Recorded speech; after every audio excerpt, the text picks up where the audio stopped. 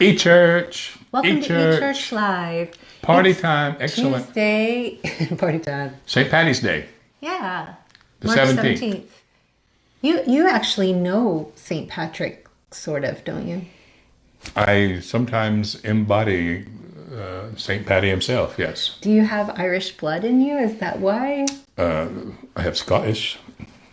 And actually my ancestry DNA says I do have Scottish, English, Irish. I have a little bit of Irish. Yeah. I can see Happy the St. Irish Patrick's in you. Day. You got the pretty green eyes. Good evening. There'll be no pinching you because you've got your green eyes. Oh, you got green. And you got eyes. green in there. Oh, yeah. I have a little bit of green. I totally No did. pinching us. Ted Nelson. Hi, Ted. Wave. Wave. Susan Thompson. Hi. Wave, wave, You wave. wave, wave. Carol, Susan, Ted. And Margaret. And Margaret. Hi, Margaret. Thanks for joining us. You guys, where else could you be? You might as well be at E-Church, right? Right. There's no place to go right now. No. Well, we're finally home, so that's good. We got home yesterday and we went shopping. The coolest thing happened today at shopping. When I went shopping, so all the canned goods are pretty much gone. Shelves are at least I needed half empty. 5 canned goods to make this one recipe I want to make. Do you know there was one of each of the 5 that I needed? Like kind of like in the back or turned around, but it was like everything I needed. Always one, like it was Was just there. sitting there just for you. I thought that was awesome. I call those, I think those are like little wink and nods from God. I'm just like, I got you in this.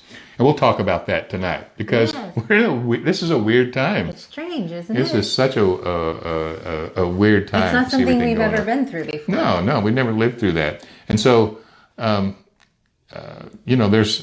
there's some tough things. Some people are getting sick. There are some. There have been some deaths from it. But it's one of these things that we experience and we live through. And we've called this tonight safety in the now zone.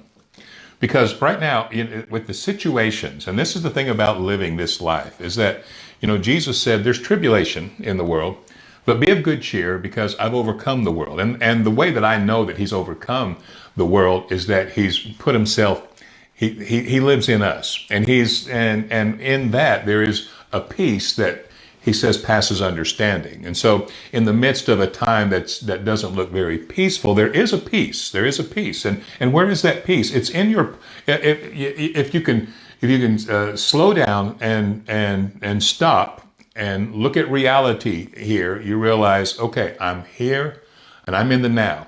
And right now we're in a time when nobody really knows anything, or if they do, there's so many things that are being said that it's hard for most people to know what's real and what's happening and how bad is it going to get, or is it not going to get bad That's at what all. we don't know. We don't know the and eventuality. I don't of it. know that anybody really does. Or, Yeah, nobody does. That's Right. why it's so scary. And so, what can you do?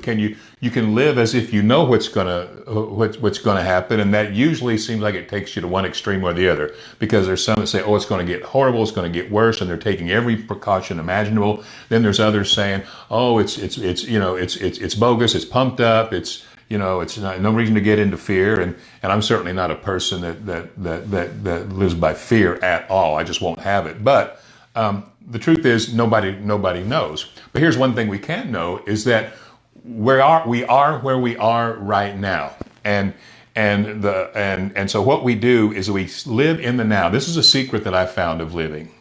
In fact, I wrote a book called The Now Zone. But living in the now is where God is, and in the now is where you really always are. A lot of times people live in the future. And most of the time when people live in the future, it's a worry about a future. And worrying about a future is a worry, is seeing a future without the right answers, seeing a future without the right things happening. Usually it's seeing a future where God is not there. Well, here's a fact. God is where you are right now. God is where you are right now. And though I cannot guarantee how good or bad your circumstances are going to be tomorrow or next week, I can tell you that God will be there with you in that. That's where I live. That's where I have peace. That's why I have joy. And that's why I don't have fear. I know what's going on is a real thing. I know it's really terrible in certain places for certain people. But the thing that keeps me in the place of peace and in joy and in love, and those things keep you in a place of soundness of mind too, a place of sobriety, if you will, in your mind. What keeps me there is being focused on living, being alive right now, and then you can enjoy the now. And the truth is, with this situation we're dealing with now, everybody's taking it day by day. We don't know what's going to be said about it tomorrow. What's the new development going to be? So all we can do is take it day by day, and so we live today. And how are we going to live today? We're going to love who's in front of us. We'll be smart. Nothing wrong with washing your hands like you're supposed to, right? Don't cough around people. You're not supposed to do that anyway. You're not. They're the simple things that people can do, but you can always be in a place of peace and love and joy if you're in the right now. The truth is, and even the Bible does say that, says no. Jesus said in Matthew 6, "Don't worry about tomorrow." It says tomorrow's problems are sufficient for tomorrow. There's enough to deal with tomorrow besides dealing with tomorrow today. Not that we don't make plans for things, but we don't live through tomorrow in our mind already when it's still today. We live today, and right now you're alive, and right now you're well. And right now, you've got your own things. But in all your problems that you go through, not just this virus that we're talking about, people have problems in life all the time anyway, of all different kinds. And it's the same in all these situations, that you live in the now, because now is where life is. When I learned, and God just taught me this, I kind of stumbled onto it just by walking with God, and began to notice that I started being very, very grateful, very cognizant of the now. Flowers smelled better, trees looked prettier, the things of goodness jumped out at me. And now, it's said that I have this superpower to see the good in everything and everybody. Well, I didn't used to have that. Right. It comes by growing spiritually, it comes by knowing God better, and that's how He overcomes all these problems. I've never found out how to not have problems in life. I've never found out how to snap my fingers and make it all go away. And I'm a man of faith. I'm a man who believes in miracles, But in all of that, I've never found out how to make my grass grow 2 inches and just stop, How to, still got to do certain things to get the weeds out. And so I don't know how to stop all problems from happening. But I do know how to have life and peace and joy, and how to love whoever is in front of us and enjoy the most in the situation, because even in the worst of times, if you really look and be honest, there's so much good. Yeah. There is so much good to experience and to enjoy and all that. Now, I want to see if there's any comments that I'm missing, or questions or anything, or comments that anybody might have that's pertinent to this. It's just people saying hi. Margaret said, living in His presence in the present is a great place to be. Because God is present. He's an ever-present help in time of trouble. But I guess what I was going to say is that when I start to feel anxious or fearful, I'm trying to prevent something bad from happening, right? It's like in my mind, I think if this happens, like we lose our income. If this happens, I want to prevent that from happening so bad.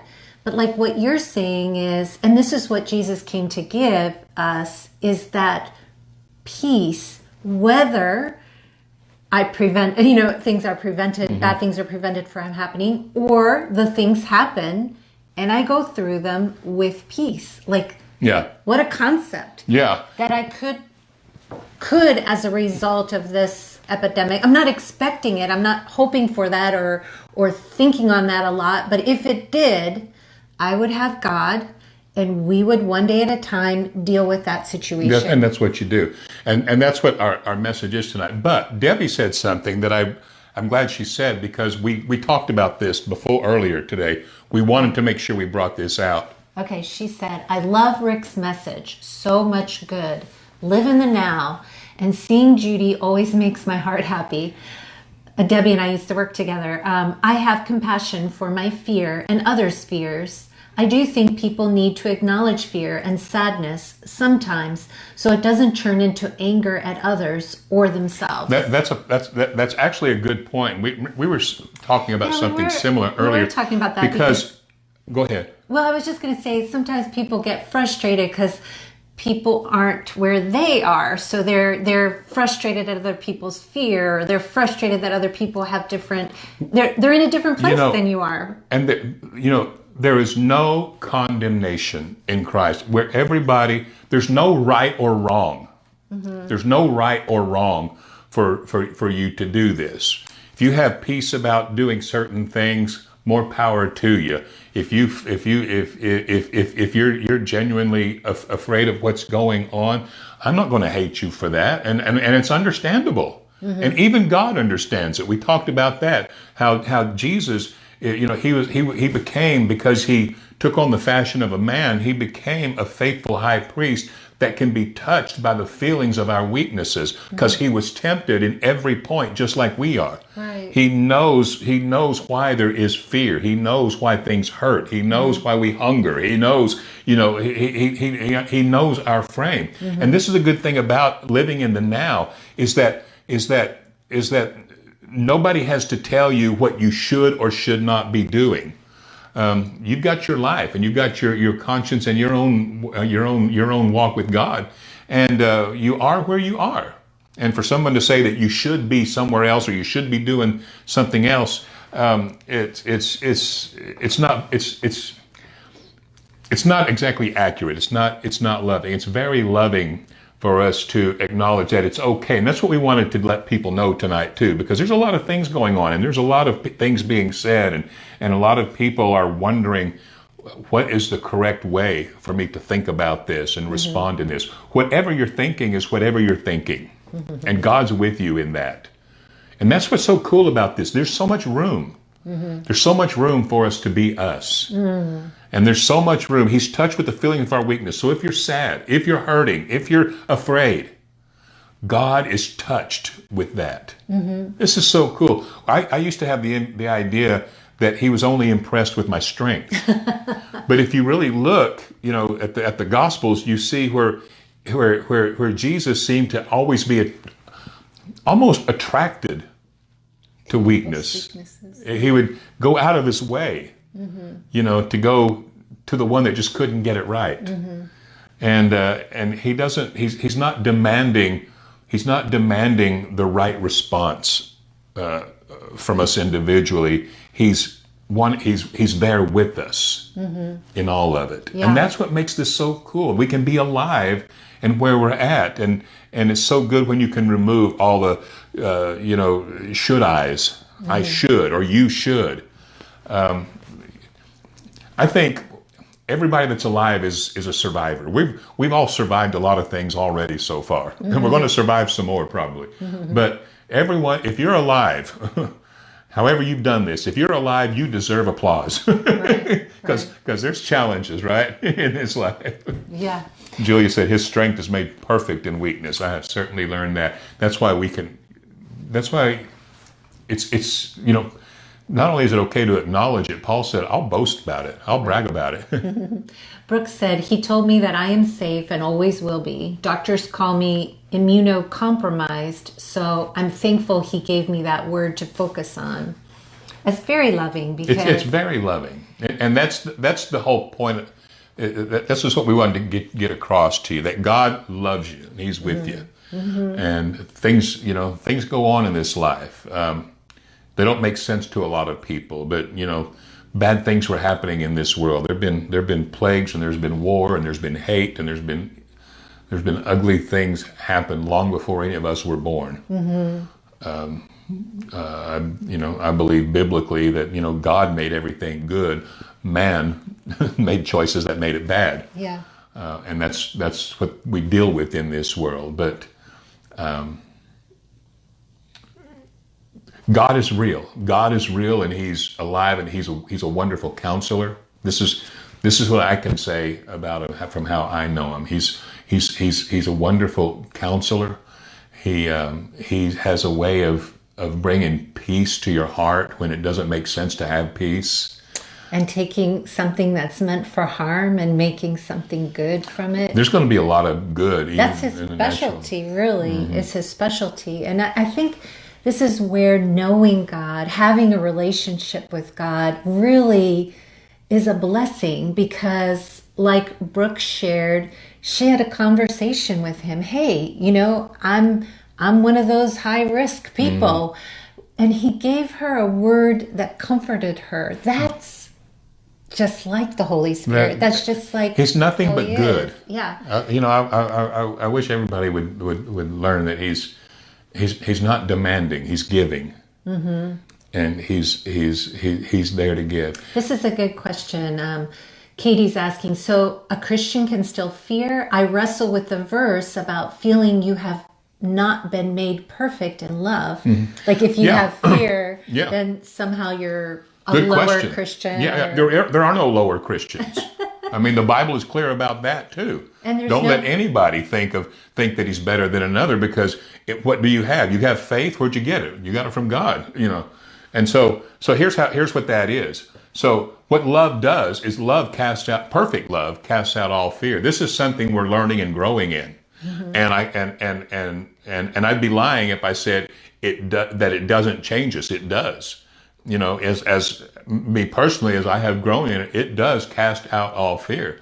But I will never be condemned of moments when I am afraid. God's there to help me in that, not condemn me in it, and people shouldn't do it either. So if you still have fear as a Christian, it just means that you're a Christian and you're afraid of something. That's all it is. And the good thing is that we get to grow, and it does get better. But there's certainly nothing wrong. Yeah. There's certainly nothing wrong with you having the feelings that you have. What I want you to know is God's with you in it. Yeah. God's not with those that are God's not just with those that are not afraid. In fact, maybe they're not afraid because He was with them when they were afraid. This is where I think the mix-up happens. You hear a verse like that, and you can take it like, well, I have fear, so therefore I don't have perfect love, and you feel condemned by it. That's religion. Or less But the truth is, hey, you have perfect love. You don't have to be under fear. It's not to say if you have fear, you're a bad person. It's to say, hey, there's a way out. Jesus died to help you here, to come and meet you in this place and help you. It's not this is what a it is. mark against you. No, and this whole thing is that we all come from being afraid and weak and everything else. And none of us are superhumans, and none of us have got everything all together, and none of us have learned everything about God. And this is what's so good, is everybody's growing. And I tell people, enjoy the growth, and don't ever feel bad for where you're at, and don't compare yourself to somebody else. Yeah. Just because somebody else says they're not afraid, it doesn't make you any one bit less, or that doesn't mean you're doing something wrong. It's that, and what Judy said was, we do have that perfect love, but we're learning about this. We're growing in it. We're finding out by spending time, week to week, year to year, as we walk this life. We're walking this life with God, as we will through eternity. And the more we do, the more we're getting to know Him, we're finding out more and more how much He really, really does love us and like us. And it has an effect on us. So that's the good news. It gets better. I wanted to mention this too, because Brooke said, another minister said today that those who aren't at their highest faith level are in danger right now. And I felt a little bit condemned by that. See, now that's a test. Okay. Does that word make you feel a little bit condemned? Smaller? Right. And see, or does it make you feel encouraged? And what does inspired speech of the Lord do? The Bible uses the word prophecy. It's inspired speech of the Spirit. Okay. It's edification, exhortation, and comfort. God has no condemnation to give. So if it makes you feel condemned, either the word was wrong or we heard it wrong. And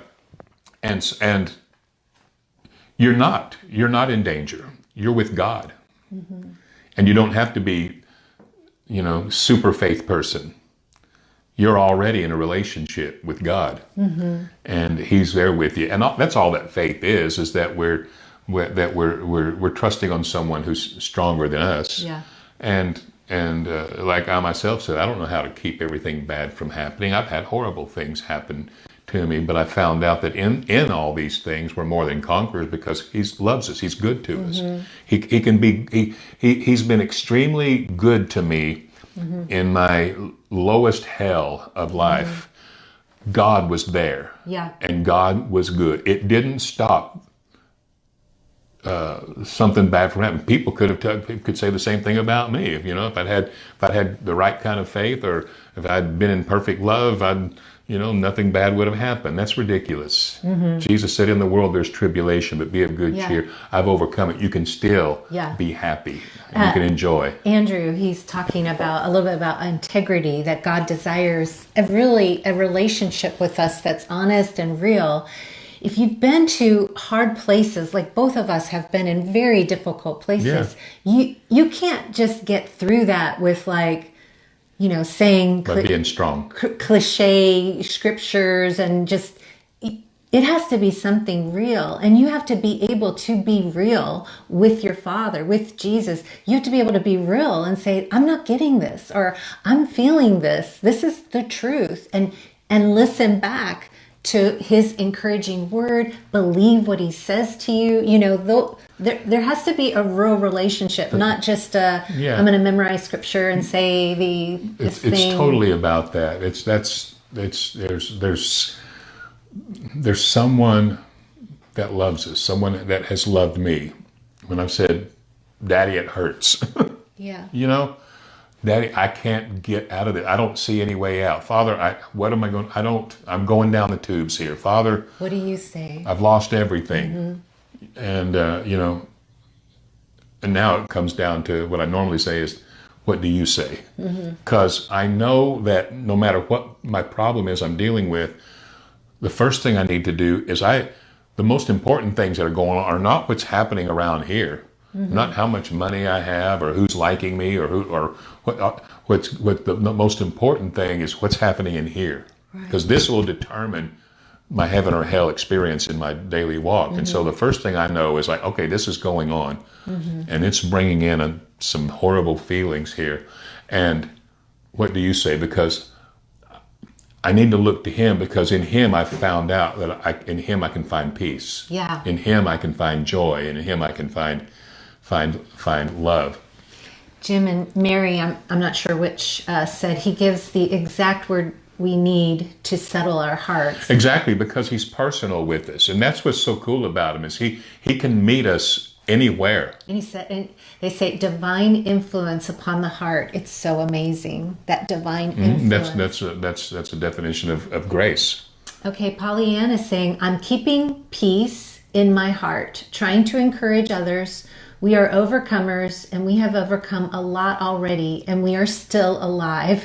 We will worry because we are humans." So there that is. But you can have confidence in God. What we want to tell you tonight is God's with you in your now. Yeah. In your right now. And you can enjoy the now. Yeah, and I think the best thing that you can give the world right now is calmness, peace. It's Jesus, really. It's what's happening in your own heart with Him. It's love, compassion, understanding, caring, encouraging. There was a situation in the book of 2 Peter where a lot of horrible things were happening to the Christians, the believers in that time. Rome was coming down hard on it. There was persecution of Christians. They were being killed. They were dying daily. And they're like, "What's going on? This isn't supposed to be." Yeah. And so, Peter was giving them encouragement in it, but he said, "But above all things, see that you love one another with a pure heart fervently." Because these are the times when fingers get pointed. These are the times when love wax cold. These are the times when Because people get everybody's frustrated, scared. and people get scared and they get angry. He said, so above all things, see that you love one another. Yeah. And that's God. That's always God. And it's hard to have a bad day when you're feeling loved.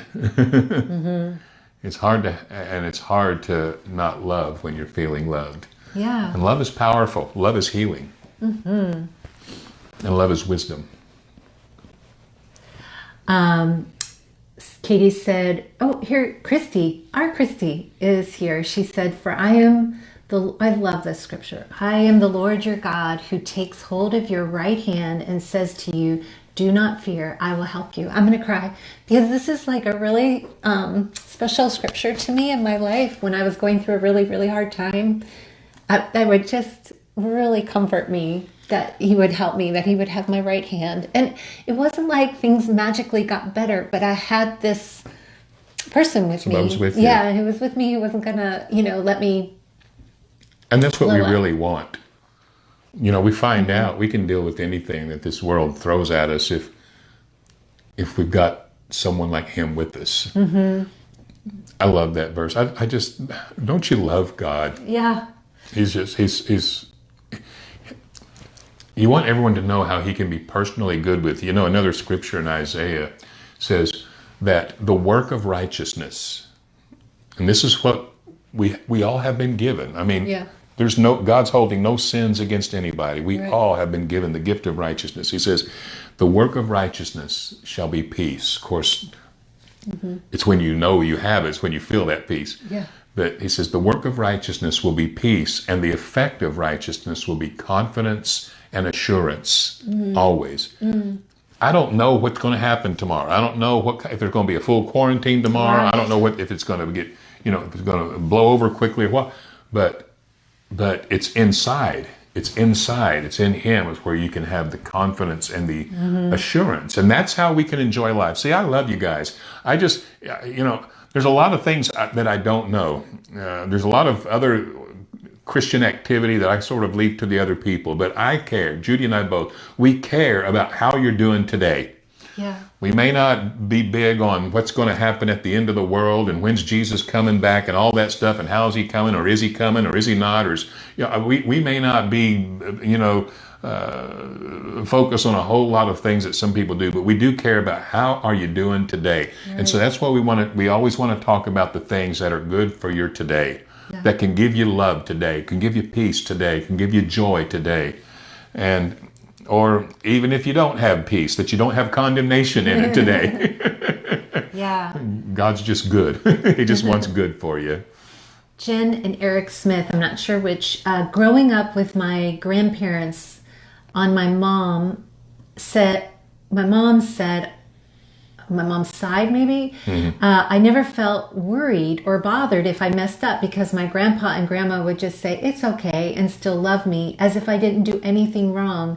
And I know God's love is even more than theirs, but you hear similar things. I mean, I can't, I totally relate to that. Yeah. It's like, it's okay. And it's always okay. This is what it's like when you have someone that's like God who loves you and who's always for you. Yeah. He's always for you. You can take that to the bank. Christy said, I've been through situations where I didn't know how I would get through. God has always come through. He is unwavering. Yeah, and he has, hasn't he? And the old line is, every one of us here have gotten through 100% of all of our trials in life, right? Here we are. Yeah, it's sometimes interesting to think about that. Think about the things you've been through before, and then say, this too, what's happening right now, one day we're going to look back and talk about how God walked us through this. It'll be interesting. It might not be the way we might imagine it, but it'll be good because he's with us. Yeah. And it does. His Spirit does give us confidence and assurance. For what it's worth, I have complete confidence and assurance. You weep with those that weep. You mourn with those that mourn. I hate that there's this thing going on, as we all do. We hate that it's killed people. We hate that it's it's affecting so many things. It's weird, isn't it? It's just, you know, we went to lunch today, and we went to a little lunch restaurant that we like to go to, and they put it in a bag, and you said, no, we're going to eat it here, and they're like, no, you're not. You Yeah. can't eat it here. They said, I said, not even out on the patio. Like, no. You gotta go home. It's strange, but you know, it's The part only- of our life. It's part of our life. It's I was part going of to our say, the only existence. reason we did that is we don't have groceries. We hadn't gone grocery shopping. We just got home. So, Just got back in town last yeah. night. So that was why we did that. But Luckily, we did have 10 rolls of toilet paper that we had we had have stocked 11. up before. 11. Susan You said, can't have any. I know, we're not selling any. Susan said, my heart has been broken so many times, yet through it all, I find myself loving others more because of God's love within me. Isn't Absolutely. that a beautiful thing? He to see that? heals the broken hearts. I've had my heart broken too. You have too. So Yeah. life happens, doesn't it? Life happens, but when you have a confidence in walking with God in this life, you can enjoy navigating. Yeah. It's you know, you look at it differently. It's like nobody would have ever wished this thing that's going on right now in the world. You hate even hearing about it all the Yes. time. But we're here, you know. Yeah. We didn't ask for it, but we're here. So what are we going to do? We're going to do it with God. Yeah. We're going to do it with love. Yeah. We're going to do it with joy. We're going to do it with peace. And that's going to help. That's going to help in the sorrow and in the fear. And, Yeah. you know, people are losing money from wages and, you know, all kinds of stuff's going on. But we're going to make it. We're going to be fine. God will be with us. Yeah. God will be with us. And You always say about the true riches. What really are the true riches? Is the true Yeah. riches that you have enough money to live, you know, for 6 months, or is the true riches that you have God in you, joined with you, and that you're going to get That's through totally the things true whether riches. you have a lot of money or you don't have a lot of money? Or Take you it from have- me. I've lost everything twice in my life. And you just start again the next day with God. It's not, you know, I used to have dreams. I used to have dreams when I was younger that I was falling. Yeah. And people would tell me, I don't know where they got this, but there was a superstition, I think, that if in your dream, if you ever hit the ground in your dream, you'll die right there in your sleep. I don't know why people tell kids that. I heard that ever since I was a kid. But as I got older, I would have these dreams where I'd fall like off a building or fall off a bridge or something, and I would always wake up first, because that's normally what happens when people have dreams like that. So that's why they said they made up that thing that if you ever hit the ground, well, one of those dreams, I finally hit the ground. In fact, that's happened 2 or 3 times at least. These are the most interesting dreams. Yeah, but I hit the ground, and it didn't hurt much. And you're like, huh, that's all that was? And I thought, it's like that in life a lot of times. A lot of Your times, fear of it is yeah, and you're just like, oh, this cannot happen, you know, what, you know, and there have been some times in my life when the unthinkable did happen. yeah. But what happens? You get up the next day, and you're there with God, and you have opportunity to enjoy the next day and to be blessed the next day. Right. And if you need to rebuild, you rebuild. You have fun doing that. It's you know, God gives perspectives, but you don't lose with God. That's all there is to it.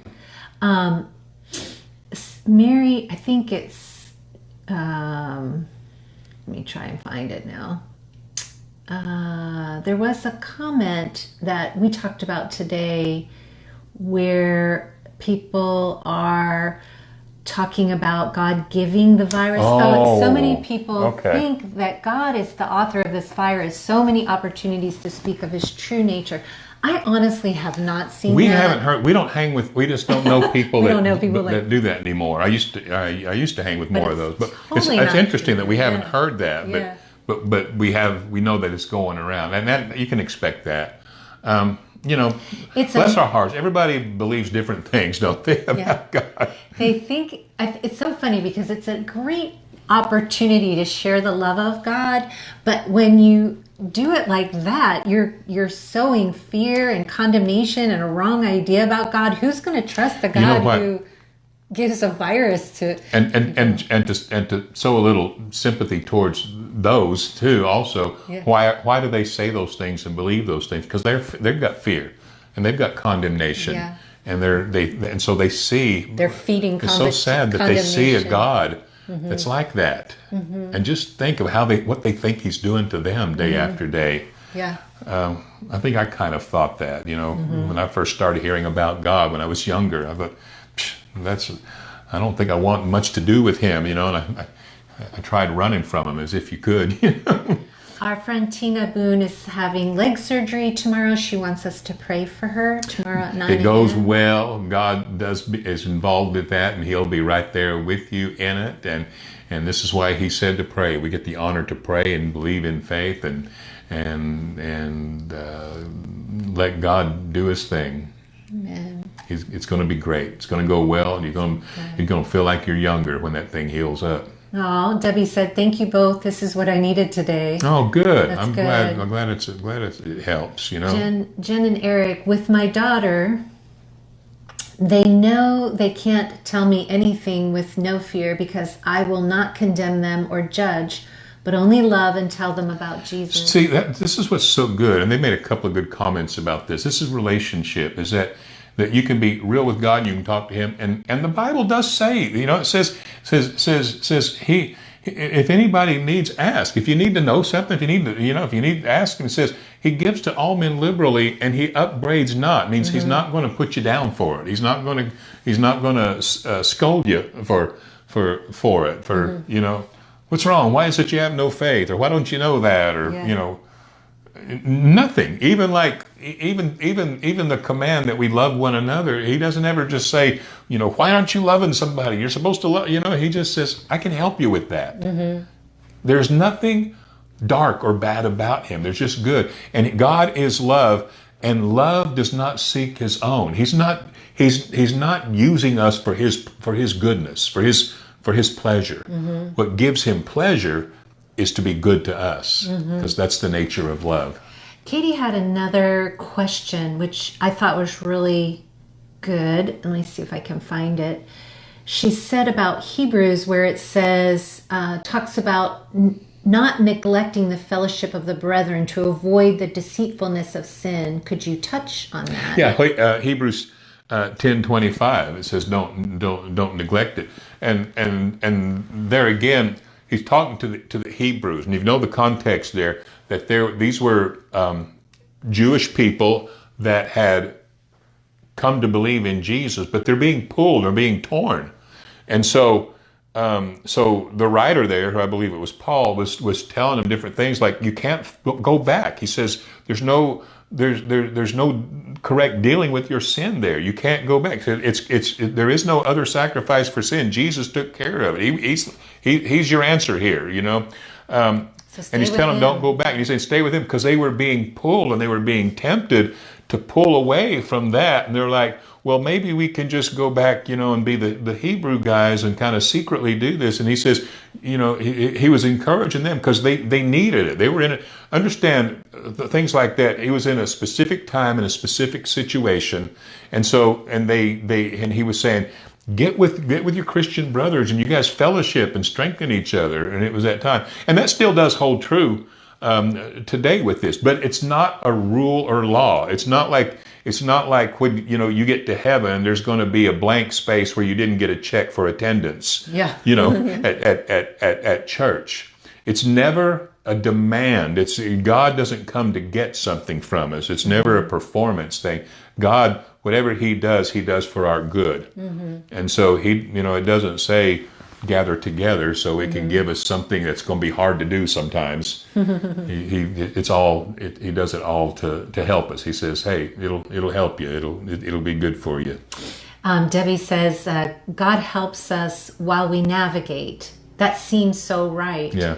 Not that God takes away all trials, but He's there for you during, holding you in love, giving you perspective. That's beautiful, and that's perfect. That's exactly right. And that's a word we like to use, is navigate, because you are navigating this life. We're navigating this situation right now, right? Right. Day by day. Right. And I mean, for Debbie and I were actors together, and I know that one of the most important things is that you would stay in the moment, because that in the moment when you're in a scene together, that's when creativity happens.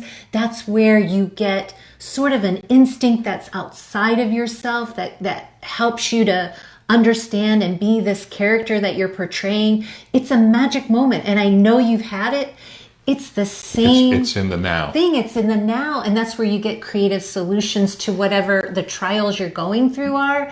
That's where you get, oh, I should reach out to my neighbor today, or oh, I should, stay home today. Whatever it is, that's where it's at in that. That's so now, true. Where I moment. got a taste of that was that time you took me to an improv class, and it was all fun, and we had such a fun time.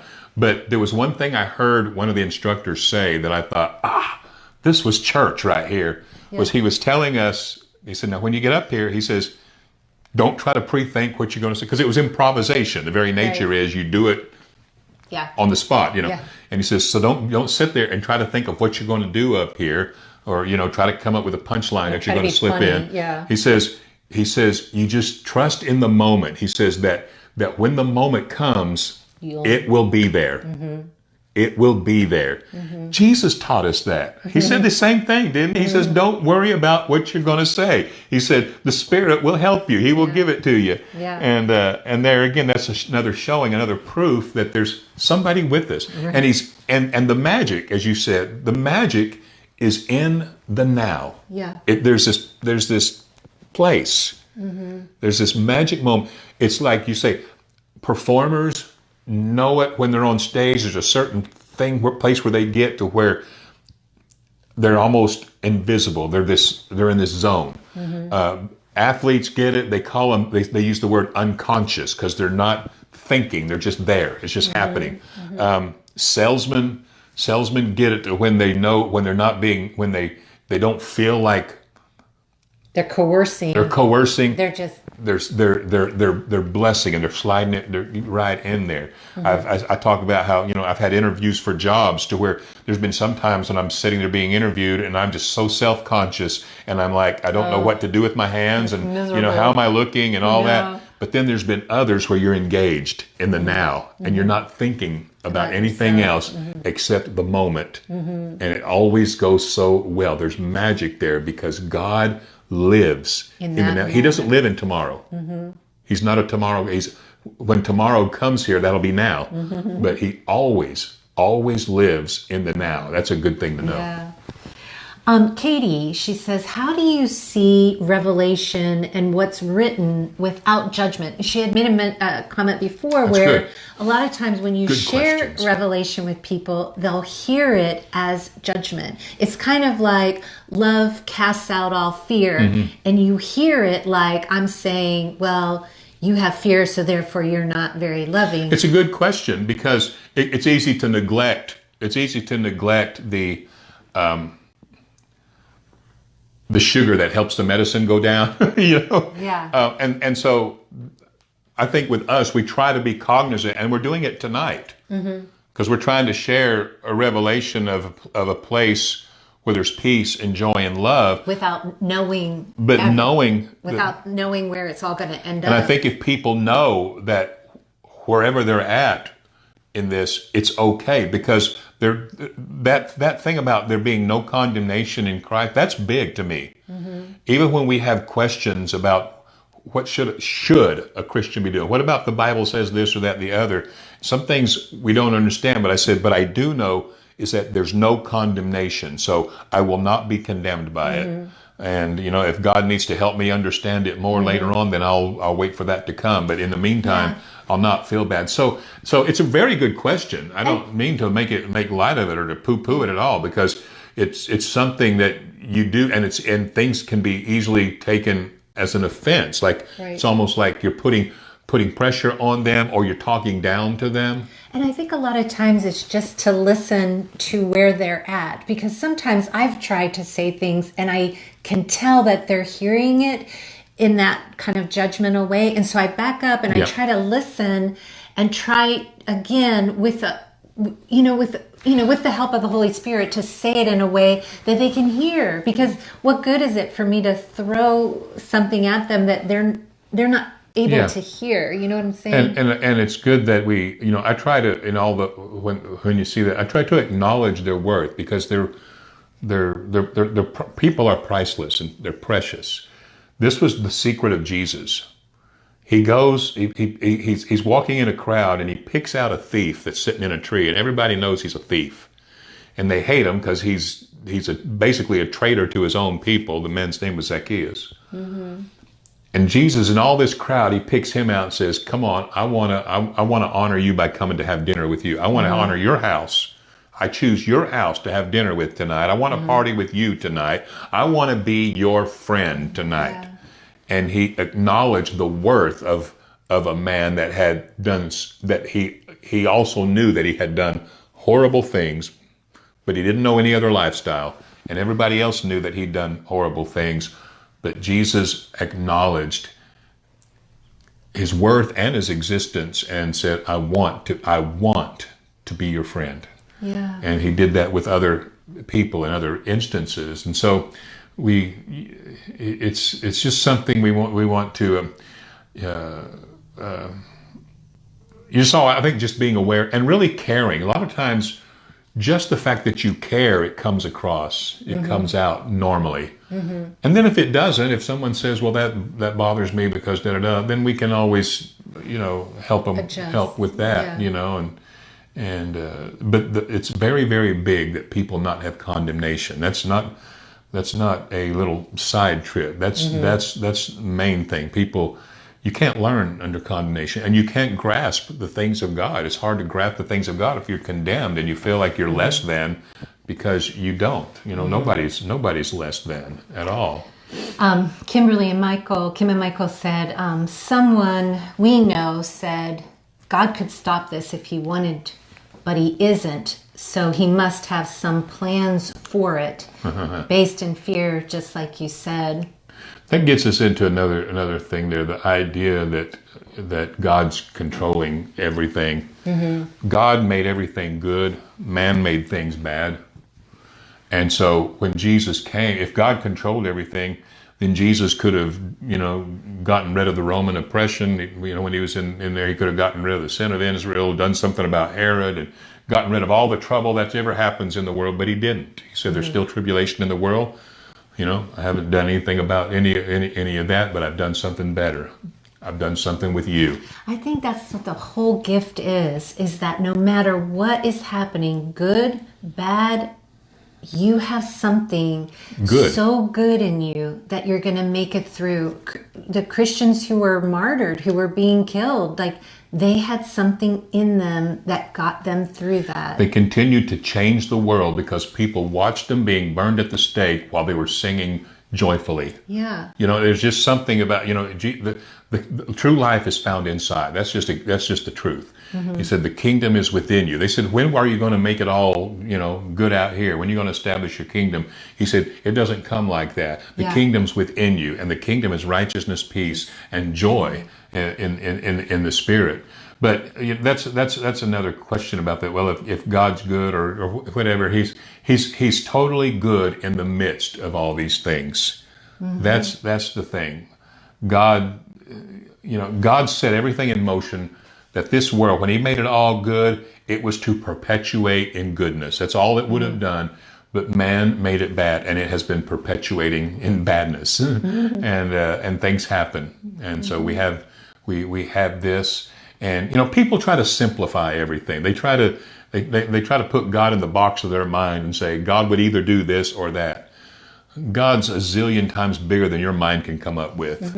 Even when I'm praying and I need God to do something for us, to meet a need or something like that, and I think, well, God, there's 3 ways this could happen. Yeah. And it turns out none of them happen, but there's a way that you couldn't conceive of, and that happens. Yeah. It goes on all the time. God doesn't have to either stop it or let it go, and it doesn't prove anything that you think about him. Mm-hmm. Our friend Andrew, he said, no matter what happens, I know God has got me. I'm going to listen to God's medical experts. I have seen so many posts where God will get us through this, and he will. Oh, yeah. We may end up home with him, which is our goal, but skipping godly wisdom, we might not fulfill his complete plan for our life here. I think we're all wanting. I think that message it's pretty much come across to most people that we want to that we're smart. We don't want to, if we think we've got something, we don't want to get around older sick people and they die. Yeah. That's why the church that we're supposed to speak at a church this weekend, but they canceled the service because it was it's just love. The pastor says, I would hate it if one person. It says, I hated one person got it because they came to church, Yeah. So it's worth it. Yeah. We navigate it. We just do what we have to do. Yeah. Libby said, love from Tulsa. Hey, there's a love from Tulsa. We love from Tulsa. Yeah. Brooke says, that's our supernatural God who, when we're fixed on him, lifts us above pain and suffering. That is so true. I mean, that's what you find out, that the hard times don't seem so hard anymore. Yeah. And he, the word says it this way: He'll keep you in perfect peace, whose mind is stayed on him. And that's totally true. That is totally true. And so, Crystal, I just read that at the same time you were saying it. I was reading Crystal's comment that in all these things we're more than conquerors through him who what loved us. Yeah, loves us. And Jim and Mary said, what a testimony for the world to see, for them to see peace, joy, and love during this time. It's funny, when I first heard about like all this hoarding of toilet paper, I was like really confused. Like, what is that about? And I read an article about how when people have anxiety, they want to let's say their worst fear, or they're projecting in the future that they're going to be quarantined for months. And so they want to, it assuages or it calms their anxiety. And I had compassion. When I read that, I felt like if I didn't have Jesus in my heart right now, I would be full of anxiety. And for the love of the world, of the people who don't, I think it's far better to be more safe or overcautious. Yeah. People feel like, well, at least I'm doing something. Yeah. And the main thing you want, there again, we love people, and we want people to enjoy life. This is really what it's about. If you get down to it, why are we here? It's because God, who is altogether good, lovely, and God is love, He created beings. He created us so that he can have somebody to be good to. Yeah. To give all of his love, his goodness, and his abundance to. And so that's why it pleases him. That's why the Bible says faith pleases him, because faith receives that love, that goodness, and that abundance. And that would make God smile. And that. So he wants you to enjoy. And we say one of the best ways to honor God is to enjoy the life that he's given you. Yeah. Brooke is saying one of the most loving things you can do is be your brother's keeper. So the young and healthy should follow the guidelines, that whole thing about... Yeah, let's be loving. It's a loving thing to... It's always a loving thing. Yeah, think of the other. And isn't it the most fun you can have is just showing love and being caring. People. Julia says her screen is freezing. Yeah, I think it's the virus. No, I don't know. Katie said, might sound really random, but would love some prayer. When I was younger, I took drugs and became manic and had crazy thoughts that I may have been other people, for example, people on TV. And Jesus was one of those people and said things which sometimes really bother me now. Now I'm saved and upset how God may see that. For example, I thought I could turn water into wine. Hey, Katie, you're not alone. There are a lot more people that deal with things like that than you know. And this is an easy one for me. How does God see that? God sees a girl that's been through some stuff that he wants to just be good to. And he loves you and helps you. That's how he sees that. Totally. He understands that Psalms 103 has a beautiful little verse. It says, he knows our frame. He knows that we are but dust. He understands that. He's just altogether, he's just good. He's there to help. He's there to be with us. And he heals the broken heart. And we know people personally that have gone through horrible mental things, breakdowns and episodes and things and dark times during their life. It's not that uncommon. But God can bring people out, like he's brought you out, and he's loving you. He's loved you out, and he's continually loves you, and the after effects of all that, you'll see that continue to fade away, and it'll be left farther and further behind you. And if you have any days when that still rises up and it's right there, God's right there with you in that. Totally, he's understanding, he's loving, and he is working. That's another thing, that he's helping. That's what he does. He's doing everything for your good. The only issue is that we'd like everything to be done overnight. That's just not how it is, because it's relational. It's not magic, it's relational. Yeah, and some things do happen quickly, and some things... Because there are miracles. I mean, there are miracles, there are healings, and even with that, though, even when that happens, there is still a progressive revelation of his goodness that brings more and more healing to our lives. I'm the guy that slept under bridges, and I'm the one that was put in a mental institution told that I would be in and out of institutions for the rest of my life. So God, how did you get here? Here we are. Here the two of us are, with peace in our hearts, calmness in our hearts. We've faced difficult situations apart and together, and we've gotten through them, and God has shown himself good. I mean, I don't think that we could share with others if there hadn't been a remarkable thing that has happened in our It makes us go, wow, we love God. And we want it for other people as well. He's been good. And we don't have it all together, but we can enjoy God. No. Christy says we're in good company. Christy knows. And Katie said, thank you. And Brooke said, it's a process. God will walk you through healing as you draw close to him. And we get to know him more. Is how it works as we're walking with God.